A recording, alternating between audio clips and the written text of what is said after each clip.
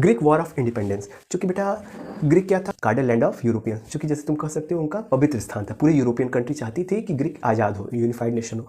चूँकि ग्रीक में हम लोग देखेंगे कि लोग आज़ादी के लिए पोएट्स लगे हुए हैं, आपके आर्टिस्ट लगे हुए हैं, ठीक है ना। और इतने ही नहीं, जो लोग ग्रीक से एक्साइल कर दिए गए हैं, चूँकि रिवोल्यूशन ग्रीक में वो कर रहे थे, ग्रीक को यूनिफाइड करने के लिए एक नेशन स्टेट की मांग कर रहे थे, लेकिन उनको एक्साइल कर दिया गया, देश निकाला कर दिया गया।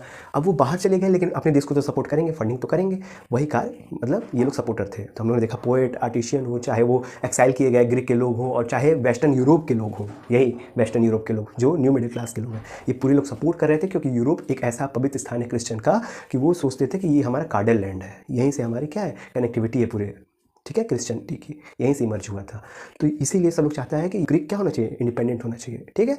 लॉर्ड बायरन बेटा क्या करते हैं, अपने जीवन भर की जो कमाई थी, फंडिंग को इकट्ठा करते हैं, ग्रीक वॉर ऑफ इंडिपेंडेंस में जाते हैं, सम्मिलित होते हैं। लेकिन 1824 में क्या होता है, इनकी मृत्यु हो जाती है। सोच सकते हो कि एक पोएट अपने देश के लिए कुर्बान होने के लिए तैयार है।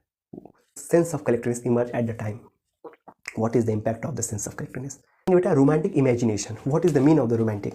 आप समझ रहे हैं, ये गलत समझ रहे हैं। रोमांटिसिज्म मतलब रोमांटिक नहीं बेटा, sense of collectiveness, patriotic feeling की बात हो रही है, देशभक्ति की बात हो रही है। आप जानते हैं बेटा, बहुत सारे आर्टिशियन हैं, और जैसे कि फ्रेडरिक साजू को ले लो, पोर्ट्रेट बनाते थे, पोएट्स हो गए, ये लोग क्या है, लोगों को मोटिवेट करते थे।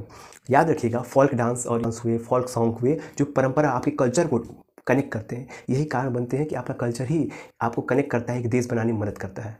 यूनिफिकेशन ऑफ नेशन को क्रिएट करने का जो सेंस ऑफ कलेक्टिवनेस कहाँ से आता है, आपके कल्चर से आता है। और कल्चर को कौन कनेक्ट करता है, आपका सॉन्ग। सर आपके विचारधाराएं कहाँ से बनती हैं सर, आप कहानियाँ पढ़ते हो, स्टोरीज पढ़ते हो, आप डांस देखते हो, सॉन्ग को सुनते हो, तो वो आपके कल्चर कनेक्ट करता है। जैसे हम लोग देखते हैं शादी विवाह वगैरह में क्या होता है, ये हमारे कल्चर को रिप्रेजेंट करता है। बहुत सारे संगीत होते हैं उस समय, जैसे हम लोग सिर लोढ़ा की पूजा करते हैं, वो हमारे कल्चर है सर।